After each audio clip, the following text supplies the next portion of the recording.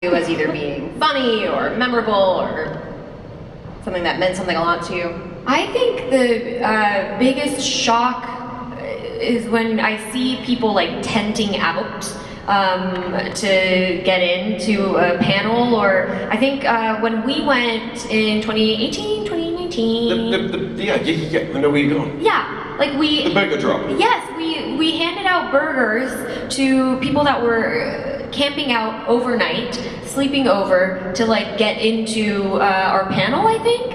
And that kind of dedication is just so great. I mean, like Aaron said, we sometimes don't get the direct feedback from you guys, and we don't see that in person. And so being able to like see the sheer amount of people and the dedication and the love for our show was just amazing. So thank you guys.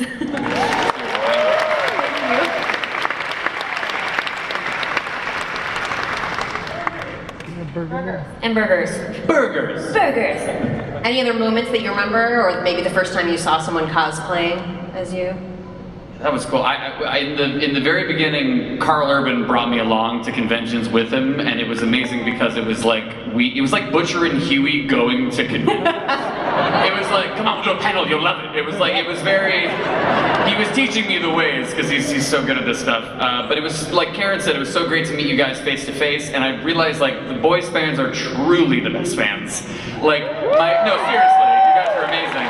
My favorite moment was Carl and I had this running thing for a while where we would just give each other birthday cakes even though it wasn't that person's birthday. And we like mentioned that in a panel, and then like the next day I was at my booth and like 2 separate groups of people brought me a birthday cake and started singing happy birthday to me, and the entire hall joined in. I'm like, this is bug fucking nuts. This is crazy. So thank you guys for all the cakes and all the good times. I appreciate it. Thank you. It is not anywhere near my birthday. Have you seen anyone so far this convention where they've been decked out in your characters? Yes.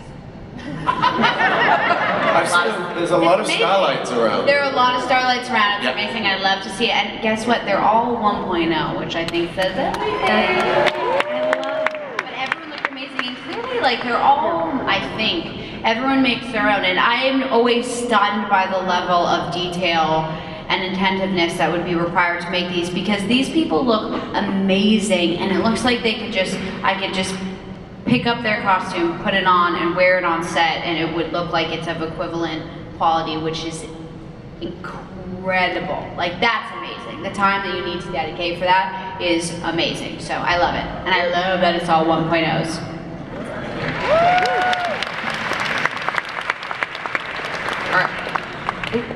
No, I had nothing intelligent to say. Aww. It's okay, bud. Come on then, you fuckers. Come on. Come on. 3, 2, 1. Aww.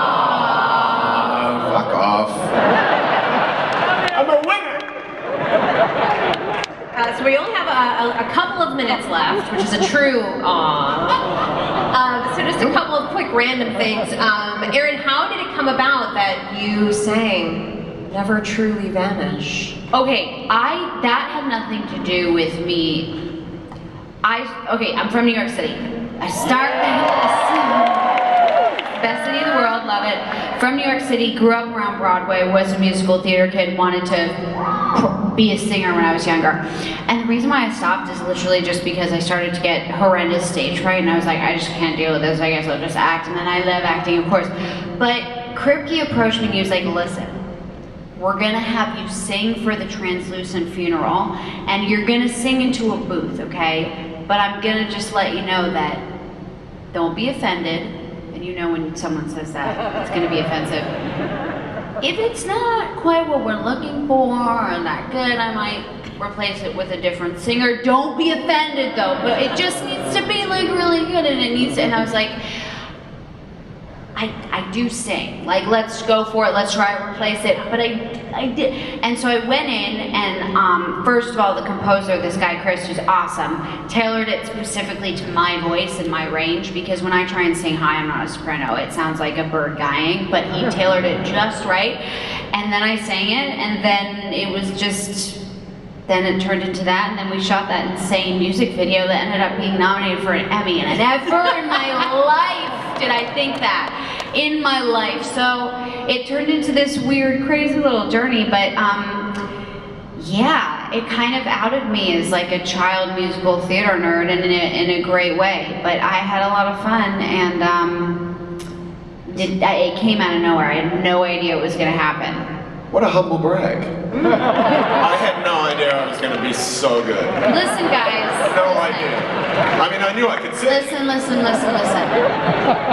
Humble. Hidden talents are a thing, right? We all have them. We're all waiting to reveal them, and that just was my moment, okay? And it worked out. Kripke was like, we might need to replace you, and I was like, give me a booth, give me an hour. And then the rest is history. Did anybody else like immediately go on Spotify and look her up to see if there was like more music? I did. I immediately was like, is there any more? And most people thought that it wasn't me. That was the most common response I got. And I was like, nah, bitch, that was me. Yeah. But in a humble way. Yeah, very importantly. All right.